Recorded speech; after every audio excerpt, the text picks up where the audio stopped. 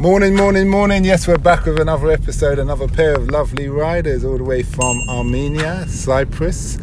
Lovely ladies, and one's got a business and the other is in some data analysts. So it's going to be an interesting conversation. We'll see what we learn. Nice to have you here today, ladies.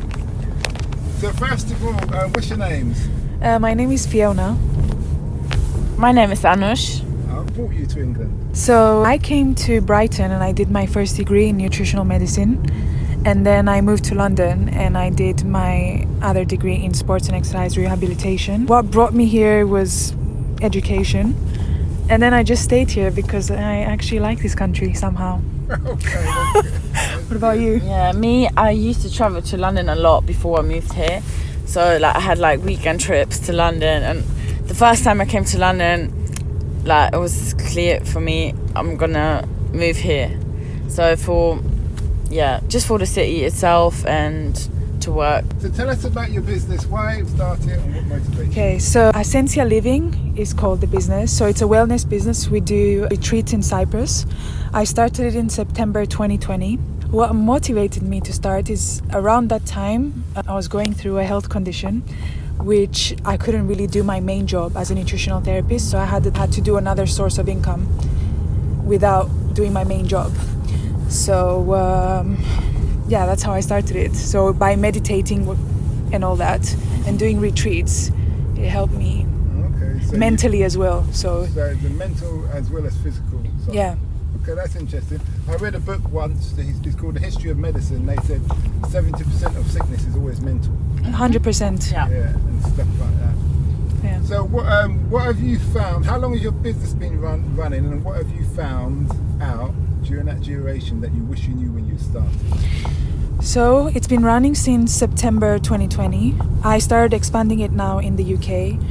What I would say is, at that time in the beginning, I thought I could do everything by myself, because a lot of people, they get very carried away, but I feel like people work better as a team than anything else, and working in a group, there's more brains, and I feel like don't take all the burden on yourself and always accept for help. That's one thing I would take back. What does the future hold for your business? Well, I'm currently expanding in the UK. I'm doing a retreat on the 28th of March in Pembrokeshire. There's 3 spots left, whoever wants to come. There's 34 of us going, so Okay. Yeah. What's the age group, demographic? Between 25 to 35, somewhere there. And we're doing hiking, climbing, upskilling. No, we're doing it here in the UK. Oh, is it? Okay. Yeah, I'm expanding the company here as well. That's why I'm still here. Okay. Because I want to expand it abroad, so people who are part of Ascencia, they can just travel around and find like-minded people, so they can just spread wellness everywhere and just enjoy, have fun, travel. So is this your first venture in London?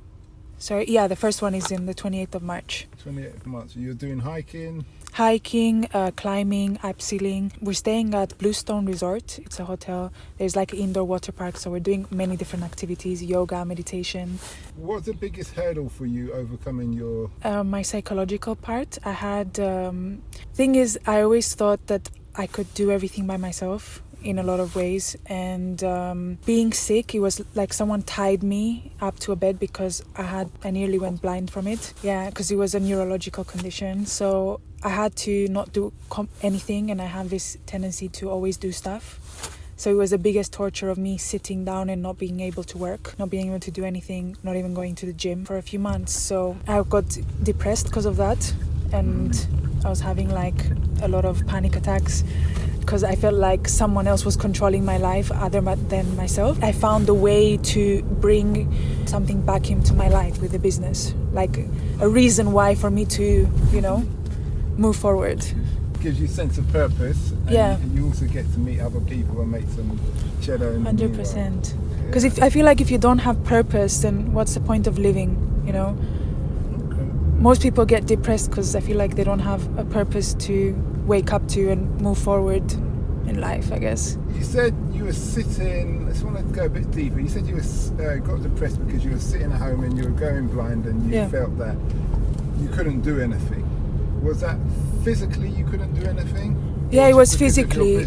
So I got diagnosed with this condition called IIH. It's called Idiopathic Intracranial Hypertension. So it's basically, I had swelling in my brain, which was causing inflammation in my optic nerves. Okay. And due to the pandemic, the doctors were ignoring my symptoms here, so I had to fly to Cyprus and get MRIs to see what was happening. And once I went there already, I already had double vision.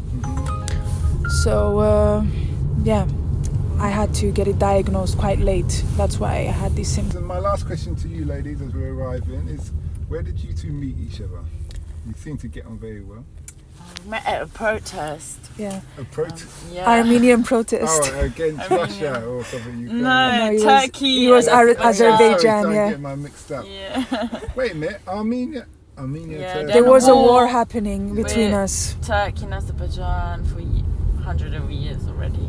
Okay, alright. Thank you for the fun ride, by the way. Yeah, thank you. Okay then ladies, well thanks Take a lot. care. And we wish you well.